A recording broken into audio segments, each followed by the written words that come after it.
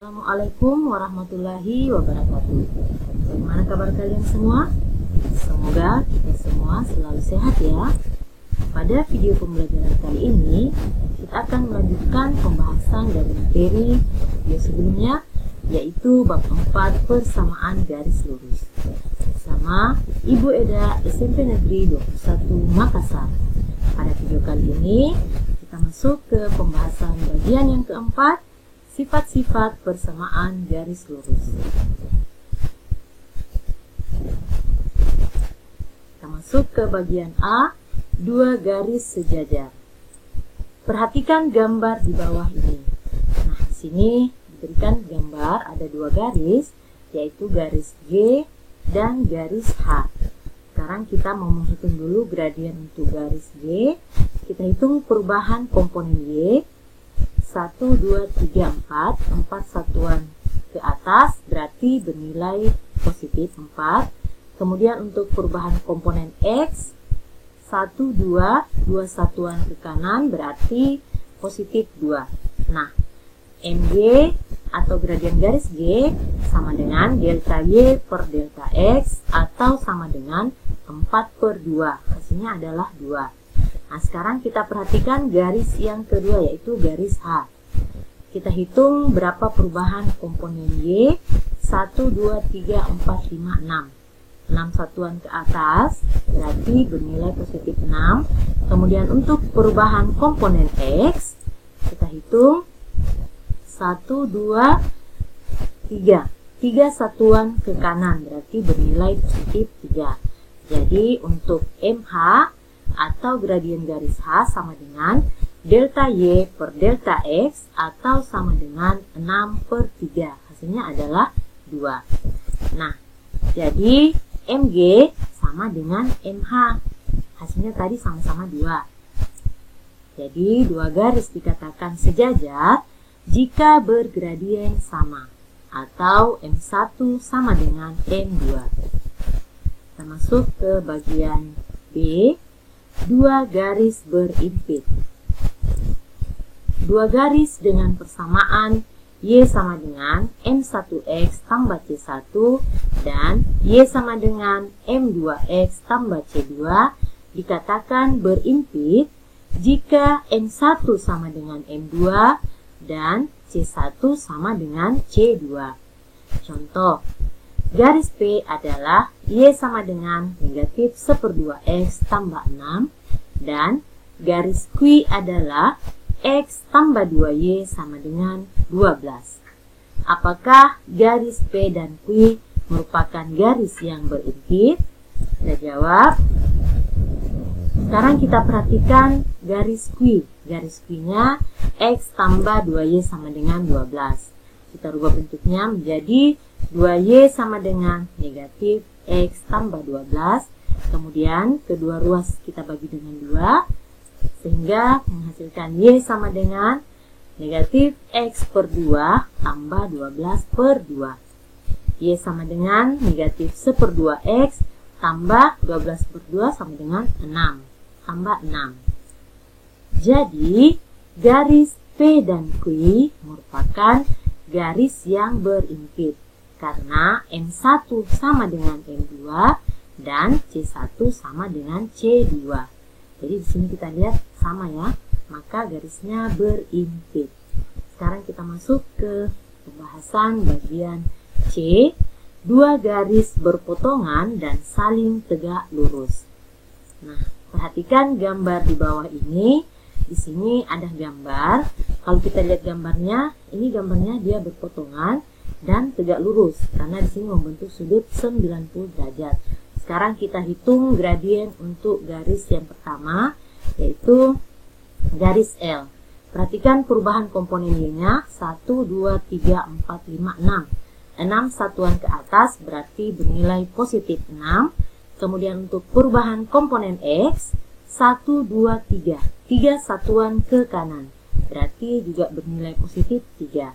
Maka ML sama dengan delta Y per delta X atau sama dengan 6/3 sama dengan 2. Nah, sekarang perhatikan untuk garis K. Kita hitung berapa perubahan komponen Y-nya. 1, 2, 3. 3 satuan ke atas berarti juga bernilai positif 3. Kemudian kita hitung lagi, kita lanjut. Untuk perubahan komponen X, 1, 2, 3, 4, 5, 6. 6 satuan ke kiri berarti bernilai negatif 6. Maka MK sama dengan delta Y per delta X sama dengan 3 per negatif 6 atau sama dengan negatif 1/2. Nah, sekarang kita kalikan ML dikali MK sama dengan 2 kali negatif 1/2. Nah, itu hasilnya adalah negatif 1. Jadi, dua garis dikatakan berpotongan dan saling tegak lurus jika M1 tidak sama dengan M2 dan M1 kali M2 sama dengan negatif 1. Semoga sudah bisa dipahami. Sekarang kita masuk ke bagian D. Dua garis berpotongan. Perhatikan gambar di bawah ini. Nah, di sini ada dua garis P dan Q. Garisnya berpotongan tetapi tidak tegak lurus. Sekarang kita hitung gradien untuk garis Q. Perubahan komponen Y-nya 1, 2, 3, 4, 5, 6. 6 satuan ke atas berarti bernilai positif 6. Kemudian perubahan komponen X-nya 1, 2, 3. 3 satuan ke kanan berarti bernilai positif 3. Maka MQ sama dengan delta Y per delta X atau sama dengan 6/3 sama dengan 2. Nah, sekarang kita hitung gradien untuk garis P. Kita hitung perubahan komponen Y-nya 1, 2, 3, 4, 5. Ini bernilai positif 5 karena bergerak ke atas. Kemudian untuk perubahan komponen X 1, 2, 3, 4, 5. 5 satuan atau 5 langkah ke kiri berarti bernilai negatif 5. Maka MP sama dengan delta Y per delta X atau sama dengan 5 per negatif 5 itu sama dengan negatif 1. Nah, kalau kita kalikan kedua gradiennya, NQ kali MP sama dengan 2 kali negatif 1, itu hasilnya adalah negatif 2. Jadi, dua garis dikatakan berpotongan tidak tegak lurus jika M1 tidak sama dengan M2 dan M1 kali M2 tidak sama dengan negatif 1. Semoga sudah bisa dipahami ya. Sekarang kita lanjut. Kesimpulan. Yang pertama, dua garis dikatakan sejajar jika bergradien sama atau M1 sama dengan M2. Yang kedua, dua garis dikatakan berimpit jika M1 sama dengan M2 dan C1 sama dengan C2. Yang ketiga, dua garis dikatakan berpotongan dan saling tegak lurus jika M1 tidak sama dengan M2 dan M1 kali M2 sama dengan negatif 1. Yang keempat, dua garis dikatakan berpotongan tidak tegak lurus jika M1 tidak sama dengan M2 dan M1 kali M2 tidak sama dengan negatif 1. Nah, untuk lebih memahami, sekarang kita masuk ke contoh soal yang pertama. Nah, diketahui persamaan garis P adalah Y sama dengan 2X tambah 5. Persamaan garis Q adalah 4X kurang 2Y tambah 6 sama dengan 0. Persamaan garis R adalah 7X tambah 14Y tambah 12 sama dengan 0. Tentukan bagian A, kedudukan garis P dan Q. B, kedudukan garis P dan R. Sekarang kita jawab untuk bagian A. MP sama dengan 2. Jadi dari soal terlihat karena bentuknya sudah Y sama dengan MX tambah C, maka M-nya adalah 2. Ini ya. Dan MQ sama dengan untuk persamaan garis Q, bentuknya adalah AX tambah BY tambah C sama dengan 0. A-nya 4, B-nya adalah negatif 2. Gradiennya itu adalah negatif A per B, berarti sama dengan negatif 4 per negatif 2. Negatif 4 per negatif 2 hasilnya adalah positif 2. Jadi negatif bagi negatif hasilnya positif. Positif 2. Nah, karena MP sama dengan NQ sama dengan 2, maka kedudukan garis saling sejajar.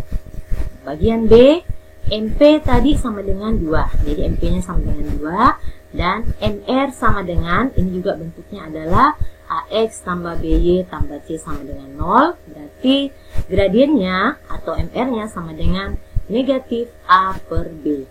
Hanya 7. B-nya adalah positif 14. Berarti negatif 7 per 14 atau sama dengan negatif 1/2. Karena MP kali MR sama dengan 2 kali negatif 1/2, hasilnya adalah negatif 1, maka kedudukan garis saling tegak lurus. Semoga sudah bisa dipahami. Sekarang kita masuk ke contoh soal yang kedua. Tentukan persamaan garis yang melalui titik 1,3 dan tegak lurus dengan garis 2Y sama dengan 5X tambah 1. Kita jawab. Pertama, diketahui titik 1,3, maka X1 sama dengan 1 dan Y1 sama dengan 3. Perhatikan persamaan garis 2Y sama dengan 5X tambah 1, maka sekarang kita rubah bentuknya menjadi 5X kurang 2Y tambah 1 sama dengan 0. A sama dengan 5, B negatif 2, C 1. Maka gradien atau M1 sama dengan negatif A per B atau sama dengan negatif 5 per negatif 2 sama dengan 5 per 2. Karena saling tegak lurus, maka M1 kali M2 sama dengan negatif 1. Ini ya, jadi M1 dan M2 nya sama dengan kali M1 kali M2 sama dengan negatif 1. M2 sama dengan, sekarang kita menghitung M2 nya, M2 itu sama dengan negatif 1 per M1 atau sama dengan negatif 1 per, masukkan tadi M1 nya, M1 nya adalah 5 per 2. Jadi negatif 1 per 5 per 2 itu hasilnya adalah negatif 2 per 5. Nah, sekarang rumus persamaan garisnya adalah Y dikurang Y1 sama dengan M2 kali X kurang X1.